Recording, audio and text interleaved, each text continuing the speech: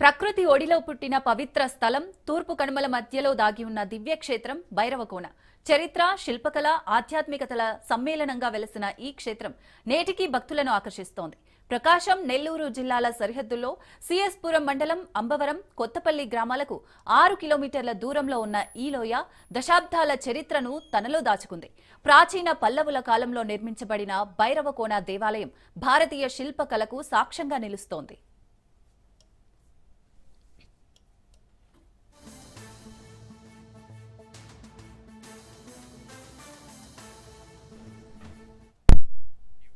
లోయల మధ్యలో ఒక ప్రధాన శివాలయానికి అభిముఖంగా 8 చిన్న దేవాలయాలున్నాయి. రాతిపై చెక్కిన ప్రతి శిల్పం, ప్రతి దేవతా ప్రతిమ పల్లవుల కళా వైభవానికి ప్రతిరూపం.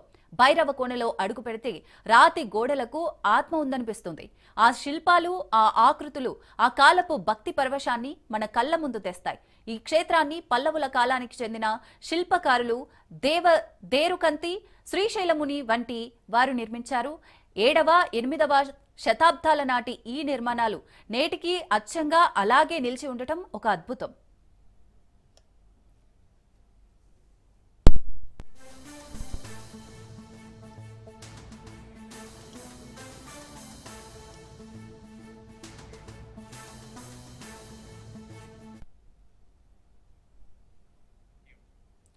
ఇక్కడ మరొక విశేషం ఏమిటంటే ప్రకృతి ప్రసాదించిన అందాల జలపాతం. ఎత్తైన కొండలపై లింగాల దొరువు నుంచి జాలువారే ఈ నీరు సుమారు 200 మీటర్ల ఎత్తు నుంచి కిందకు దూకుతూ భైరవ స్వామి సన్నిధిలో పవిత్ర గంగలా ప్రవహిస్తోంది. ఆ శబ్దం, ఆ చల్లటి నీటి వాసన, ఆ పచ్చని దృశ్యం భక్తుడి మనసును ప్రశాంతంగా మార్చేస్తాయి. ప్రతి పౌర్ణమి రోజున ఈ క్షేత్రం భక్తులతో కిటకిటలాడుతోంది. వేలాది మంది భైరవ స్వామి దర్శనం కోసం ఈ పవిత్ర జలపాతం వద్ద స్నానం చేసేందుకు, శివుని ఆశీర్వాదం పొందేందుకు తరలివస్తారు.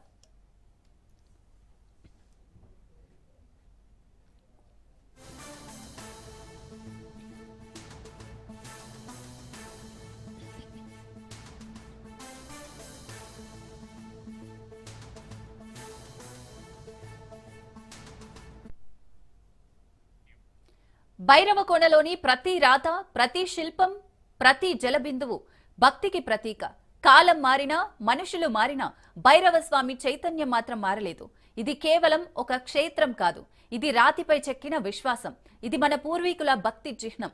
ఇది శివుని ఆశీర్వాదంగా నిలిచిన పవిత్ర భూమి. శిలల్లో శివం, జలంలో జీవం, మనసులో విశ్వాసం. భైరవకోన అని అక్కడ ప్రజలు ప్రగాఢంగా నమ్ముతారు.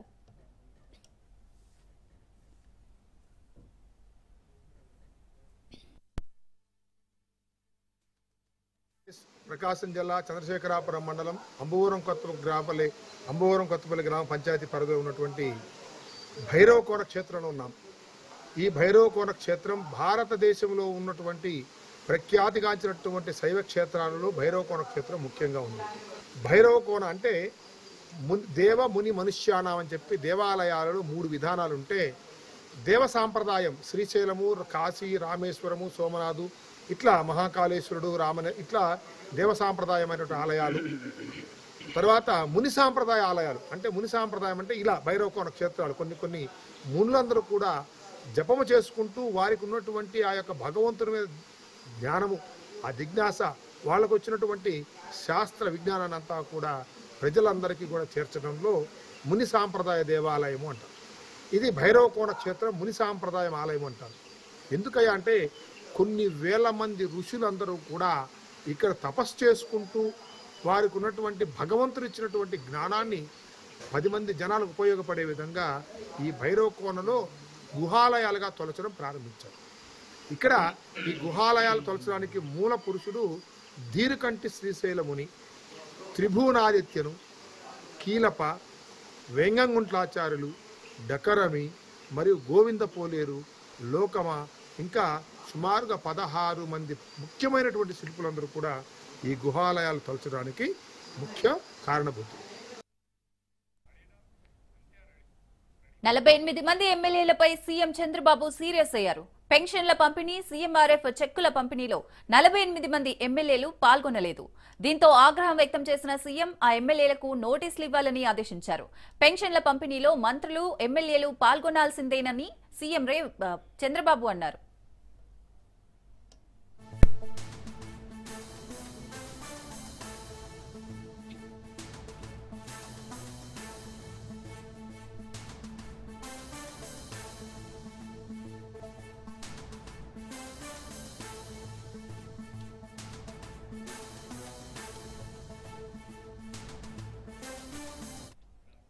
జూబ్లీహిల్స్ బైపోల్ ఎన్నికల్లో ఓడిపోతామనే ఫ్రస్ట్రేషన్ లో సీఎం రేవంత్ మాట్లాడుతున్నారని కేంద్ర మంత్రి కిషన్ రెడ్డి అన్నారు. ఎన్నికల్లో ఇచ్చిన హామీల గురించి సీఎం రేవంత్ ఎందుకు మాట్లాడారని ప్రశ్నించారు. హామీల అమల్లో సీఎం రేవంత్ వైఫల్యం చెందారని మండిపడ్డారు. ప్రజల దృష్టి మళ్లించేందుకు తనపై బీజేపీపై రేవంత్ రెడ్డి తప్పుడు ప్రచారం చేస్తున్నారని ఆగ్రహం వ్యక్తం చేశారు.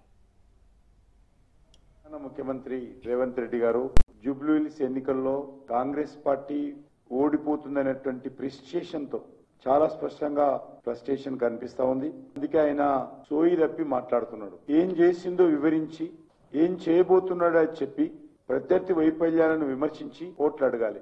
మాది టీఆర్ఎస్ లాగా కాంగ్రెస్ లాగా కుటుంబ పార్టీ కాదు.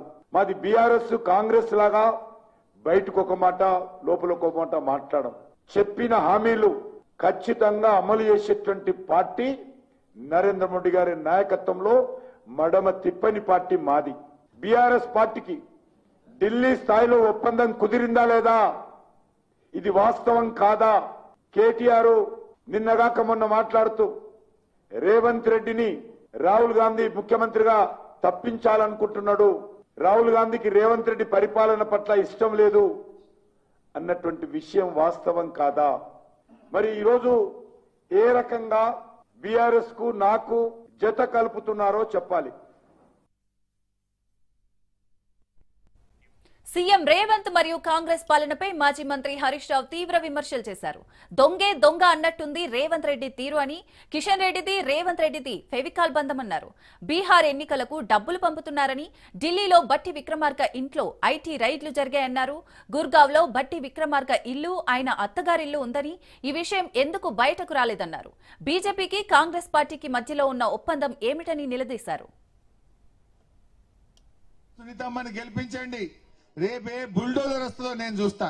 ఒక్క సీటు కొడితే పావు గంటలు వచ్చి నేను నిలబట్ట బుల్డోజర్ గడ్డంగా మిమ్మల్ని కాపాడుకునే బాధ్యత బీఆర్ఎస్ పార్టీ తీసుకుంటుందని చెప్పి నేను మీకు మనవి చేస్తా ఉన్నా. నిజంగా జూబ్లీ హిల్స్ లో మనం గెలిస్తే బుల్డోజర్ ఉండదు, రేవంత్ రెడ్డి ఉండడు. ఇంకుంటదా? ఎత్తి అవతల పడేస్తారు కాంగ్రెస్ వాళ్ళు. వాళ్ళ హైకమాండ్ ఊకోదు. రేవంత్ రెడ్డిని అడుగుతున్నా నేను, నువ్వు మాట మీద ఉన్నోనివైతే హైదరాబాద్ లో ఒక్క ఇల్లు కట్టిండు ఆ చెల్లె. కేసీఆర్ 1,00,000 ఇండ్లు కట్టిండు, కానీ రేవంత్ రెడ్డి 1,00,000 ఇండ్లు కూలగొట్టిండు. మరి కట్టినోడు కావాలన్నా కూలగొట్టినోడు కావాలన్నా? బాగా ఆలోచించండి. ఈ హైడ్రా బారి నుంచి ఈ ప్రజలు తప్పించుకోవాలంటే మనం అందరం కూడా రేవంత్ రెడ్డి గుణపాఠం చెప్పాలి. ఇది 4 లక్షల మంది జూబ్లీ హిల్స్ భవిష్యత్తు కాదు, 4 కోట్ల ప్రజలు మీ దిక్కు చూస్తున్నారు. జూబ్లీ హిల్స్ లో రేవంత్ రెడ్డిని ఓడగొడితే నాకు 4,000 పింఛన్ వస్తుందని మహబూబ్ నగర్ లో ఉన్న అవ్వ చూస్తున్నది. జూబ్లీ హిల్స్ లో రేవంత్ రెడ్డిని ఓడగొడితే నాకు 2,500 వస్తుందని నల్లగొండ చెల్లె మీ దిక్కు చూస్తున్నది. జూబ్లీ హిల్స్ లో ఈ రేవంత్ రెడ్డికి కర్రు గాల్చి వాత పెడితే నాకు 15,000 రైతు బంధు వస్తుందని కరీంనగర్ రైతన్న మీ దిక్కు చూస్తున్నాడు. మరి ఆలోచన చెయ్యండి. ఫీజు రియంబర్స్మెంట్, పిల్లల స్కాలర్షిప్లు ఇస్తలేడు రేవంత్ రెడ్డి. స్కాలర్షిప్లు బంద్ పెడితే కాలేజీలు బంద్ అయినాయి. ఇప్పుడు నీ మాటలు కాదు, అబద్దాలు చెప్పి మాటలు చెప్పి మాయ మాటలు చెప్పి గద్దెనెక్కిండు రేవంత్ రెడ్డి. ఇప్పుడు కూడా మాటలే చెప్తుండు. ఇప్పుడు మాటలు కాదు, చేతలు కావాలి. ప్రజలకు ఇచ్చిన హామీలు నిలబెట్టుకోవాలి, కానీ ఆ పని జరుగుతలేదు. అందువల్ల మీరు ఆలోచించండి. దయచేసి ఈ ఎన్నిక మీ భవిష్యత్తు కాదు, రాష్ట్రం యొక్క భవిష్యత్తు తీర్చే ఎన్నిక. రాష్ట్రంలో ఈ రేవంత్ రెడ్డి అరాచక పాలనకు చరమ గీతం పాడాలంటే మనం ఈ ప్రభుత్వాన్ని ఓడించాల్సినటువంటి అవసరం. స్థానిక సంస్థల్లో 42% బీసీ రిజర్వేషన్ చట్టబద్దంగా అమలు చేయాలని BC JAC chairman R Krishnaiah demand చేశారు. ఈ మేరకు అమరపేటలో ర్యాలీ నిర్వహించి జ్యోతిరావు పూలే విగ్రహం వద్ద బీసీ నాయకులు విద్యార్థులతో కలిసి నిరసన కార్యక్రమాన్ని చేపట్టారు. కాంగ్రెస్ నాయకులు కూడా చట్టబద్దంగా 42% బీసీ రిజర్వేషన్లు అమలు చేయాలని తెలిపారు.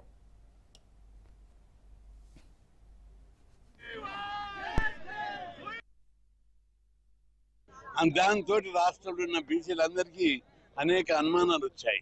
కాంగ్రెస్ పార్టీలో ఉన్న బీసీ నాయకులు అందరూ కూడా చట్టబద్ధంగానే 42% రిజర్వేషన్లు అమలు చేయాలని చెప్పి వాళ్ళు మొదటి నుంచి మహేష్ గౌడ్, పొన్నం ప్రభాకర్, గౌరవనీయులైన హనుమంతరావు గారు, అందరూ కేశవరావు గారు, ప్రతి ఒక్కరు కూడా చట్టబద్ధంగా ఇవ్వాలి.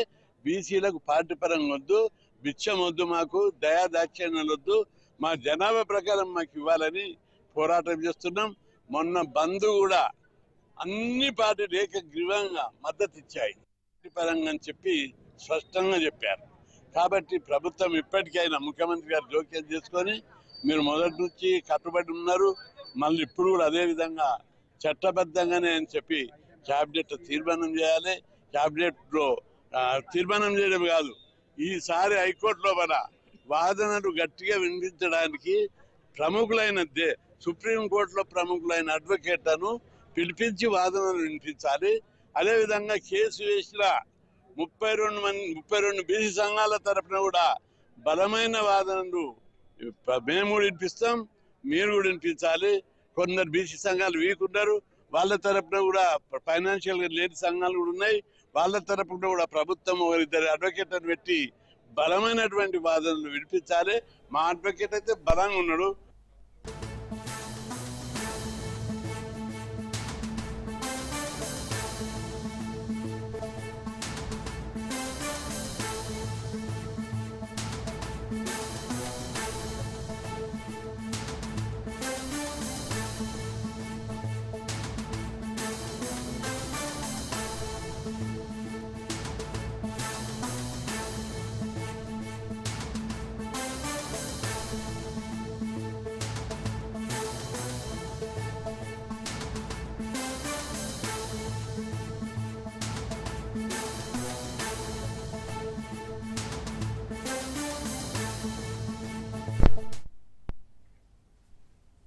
జూబ్లీహిల్స్ బైపోల్ ప్రచారం చివరి అంకానికి చేరింది. ఇవాళ సాయంత్రం 5 గంటలతో జూబ్లీహిల్స్ బైపోల్ ప్రచారం ముగియనుంది. చివరి రోజు ఎన్నికల ప్రచారం హోరెత్తనుంది. నేడు కాంగ్రెస్, బీఆర్ఎస్, బీజేపీ అగ్రనేతలు ప్రచారం నిర్వహించనున్నారు. డివిజన్ల వారీగా నేతలు క్యాంపెయిన్ చేయనున్నారు. ఎల్లుండి పోలింగ్ జరగనుంది. 14న కౌంటింగ్ నిర్వహించి ఫలితాలు వెల్లడిస్తారు. గెలుపే లక్ష్యంగా 3 పార్టీలు వ్యూహాలు రచిస్తున్నాయి.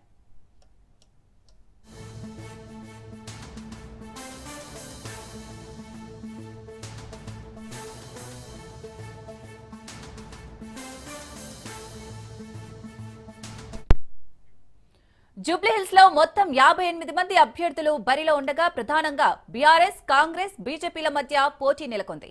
బీఆర్ఎస్ ఎమ్మెల్యే మాగంటి గోపీనాథ్ మృతితో ఉప ఎన్నిక జరుగుతోంది.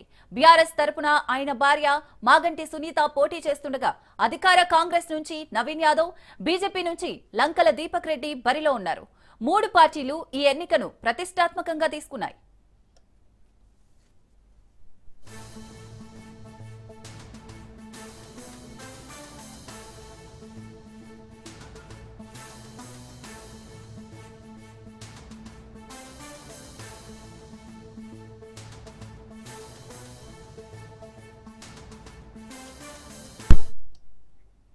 జూబ్లీహిల్స్ బైపోల్ ప్రచారం చివరి అంకానికి చేరింది. ఇవాళ సాయంత్రం 5 గంటలతో జూబ్లీహిల్స్ బైపోల్ ప్రచారం ముగియనుంది. చివరి రోజు ఎన్నికల ప్రచారం హోరెత్తనుంది. నేడు కాంగ్రెస్, బీఆర్ఎస్, బీజేపీ అగ్రనేతలు ప్రచారం నిర్వహించనున్నారు. డివిజన్ల వారీగా నేతలు క్యాంపెయిన్ చేయనున్నారు. ఎల్లుండి పోలింగ్ జరగనుంది. 14న కౌంటింగ్ నిర్వహించి ఫలితాలు వెల్లడిస్తారు. గెలుపే లక్ష్యంగా 3 పార్టీలు వ్యూహాలు రచిస్తున్నాయి.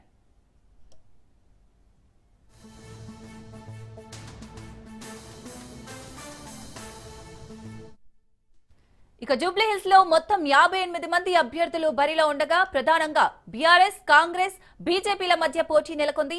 బీఆర్ఎస్ ఎమ్మెల్యే మాగంటి గోపీనాథ్ మృతితో ఉప ఎన్నిక జరుగుతోంది. బీఆర్ఎస్ తరపున ఆయన భార్య మాగంటి సునీత పోటీ చేస్తుండగా అధికార కాంగ్రెస్ నుంచి నవీన్ యాదవ్, బీజేపీ నుంచి లంకల దీపక్ రెడ్డి బరిలో ఉన్నారు. 3 పార్టీలు ఈ ఎన్నికను ప్రతిష్టాత్మకంగా తీసుకున్నాయి.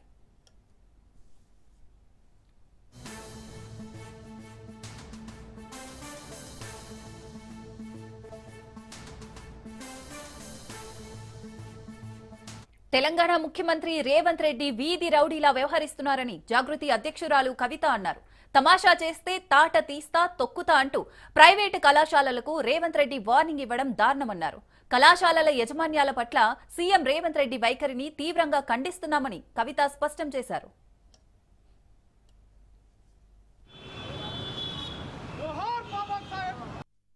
ఇక్కడికి 15 రోజుల క్రితము మన తెలంగాణ రాష్ట్ర ముఖ్యమంత్రి గారు రేవంత్ రెడ్డి గారు కూడా రావడం జరిగింది. మరి ఆనాడు వచ్చినటువంటి ముఖ్యమంత్రి గారు అనేకమైన మాటలు చెప్పి వెళ్ళిపోయినారు. ఏ ఒక్కటి కూడా ఇంతవరకు మరి నిజం కాలేదు. ముఖ్యమంత్రి గారి మాట అంటే ఒక గవర్నమెంట్ ఆర్డర్, ఒక జీవో అని ఆయన్నే పదే పదే చెప్పిండు. కానీ మరి ఇక్కడ స్థానిక కలెక్టర్ గారిని అడుగుతా ఉన్నాను నేను, మీ ముఖ్యమంత్రి గారు విజిట్ చేసిపోయినాక ఇంతవరకు ఎందుకు తక్షణ సహాయం చేయలేదు? ఎప్పుడైనా మీరు అందరు కూడా తెలుసు, విఘ్నులు వరంగల్ ప్రజలు మీరు ఆలోచించండి. ఉమ్మడి ఆంధ్రప్రదేశ్ అయినా తెలంగాణ రాష్ట్రమైనా ఏదన్నా ఒక విపత్తు వస్తే తక్షణ సహాయం మనం ప్రతినిత్యం చేసినాము. ఒక పిడుగు పడితే కూడా ఇంటికి పోయి ఎంఆర్ఓ గారు 5,000 చేతిలో పెట్టి వస్తారు. ఎందుకంటే ఏదో ఒక అవసరం ఉంటుంది ఇమీడియట్. కానీ ఇన్ని ఇండ్లు 150 ఇండ్లు ఇక్కడ కొట్టకపోతే ఇప్పటి వరకు ఒక నయా పైసా ఒక్కరికి కూడా ఇవ్వకపోవడం అన్నది చాలా చాలా దారుణం, సిగ్గుతో తలదించుకోవాల్సినటువంటి విషయం. నేను ఈ ప్రభుత్వాన్ని ముఖ్యంగా కలెక్టర్ గారిని డిమాండ్ చేస్తూ ఉన్నాను, తక్షణం మీరు వచ్చి ఇక్కడ చూడండి, చూసి వారికి తక్షణ సహాయం అందించండి. అనంతపురం జిల్లా కళ్యాణదుర్గంలో భక్త కనకదాసు విగ్రహాన్ని ఐటీ విద్యాశాఖ మంత్రి నారా లోకేష్ ఆవిష్కరించారు. కనకదాసు 538వ జయంతిని పురస్కరించుకొని రాష్ట్ర ప్రభుత్వ ఆధ్వర్యంలో ఈ కార్యక్రమాన్ని పండగగా నిర్వహించారు. 9 అడుగుల ఎత్తైన కంచు విగ్రహాన్ని మంత్రి ఆవిష్కరించగా వేలాది మంది ప్రజలు, ప్రముఖులు ఈ సంబరాల్లో పాల్గొన్నారు.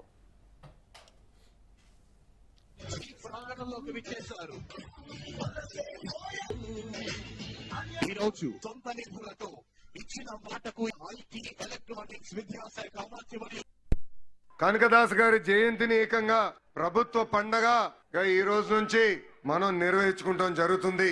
ఈ రోజు పెద్ద ఎత్తున కనకదాస్ గారి విగ్రహం కూడా మన ఆవిష్కరణ చేసుకుంటాం కూడా నాకు చాలా చాలా ఆనందంగా ఉంది. ఇది కేవలం ఒక కార్యక్రమం కాదు, 3 కార్యక్రమాలు ఈ రోజు మనం నిర్వహించుకుంటాం జరుగుతుంది.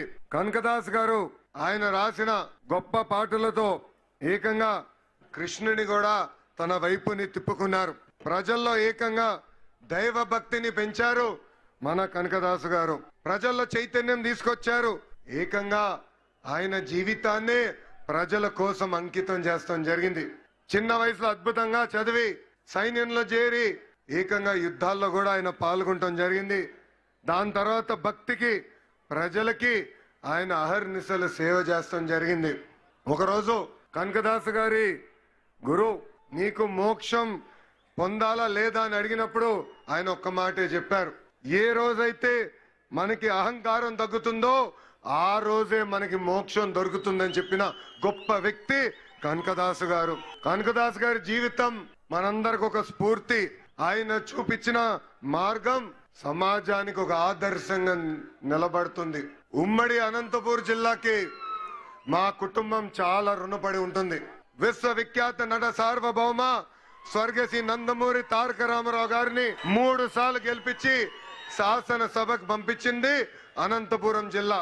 నా మామ నందమూరి హరికృష్ణ గారిని ఒక్కసారి గెలిపించి శాసనసభకి పంపించిన పుణ్యభూమి అనంతపురం జిల్లా. ఇంకొక మామ, కూతురిచ్చిన మామ, నా ఒక్కడికే ముద్దుల మామయ్య మీ అందరి బాలయ్య అని కూడా 3 సార్లు హ్యాట్రిక్ గా గెలిపించి శాసనసభకి పంపించిన గొప్ప నేల అనంతపురం నేల. ఈ నేలకి మేము ఎంత చేసినా తక్కువే. మా జీవితాంతం మీకు రుణపడి ఉంటామని ఈ సభాముఖంగా మీ లోకేష్ మీకు హామీ ఇస్తున్నారు. ఎర్రచందనం స్మగ్లర్లపై ఉక్కుపాదం మోపుతామని డిప్యూటీ సీఎం పవన్ కళ్యాణ్ హెచ్చరించారు. తిరుపతి జిల్లాలోని మాంబడూరు అటవీ ప్రాంతాన్ని మంగళవారంలోని ఎర్రచందనం గోదాంను పరిశీలించారు. అక్రమ రవాణాను అడ్డుకునేందుకు టాస్క్ ఫోర్స్ ను ఏర్పాటు చేశామని, స్మగ్లింగ్ ను అరికట్టేందుకు ఏపీ, కర్ణాటక మధ్య ఒప్పందం చేసుకుందామని సీఎం సిద్ధమయ్యారన్నారు. ఇప్పటికే ఎర్రచందనం స్మగ్లింగ్స్ చేస్తున్న 4 కింగ్స్ పింగ్ ను గుర్తించామని, వారిని పట్టుకునేందుకు చర్యలు చేపట్టామని తెలిపారు.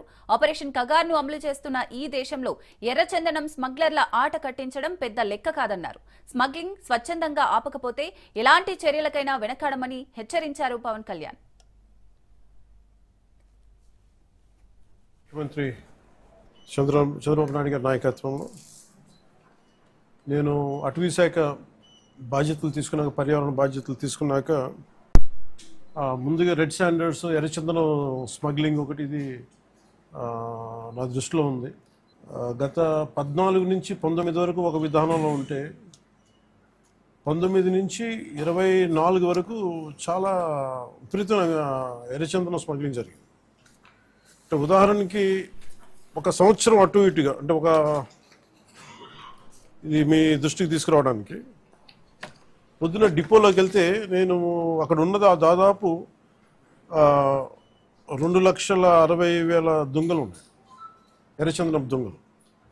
అంటే కనీసం 2 దుంగలైనా కలిపి ఒక చెట్టు అనుకుంటే ఈ 6 సంవత్సరాల్లో 5-6 సంవత్సరాల్లో 1,30,000 ఎర్రచందనం చెట్లు అడ్డగోలుగా నరికేశారు. ఇది మనకి ఆన్ రికార్డు మనకు ఉంది ఇప్పుడు.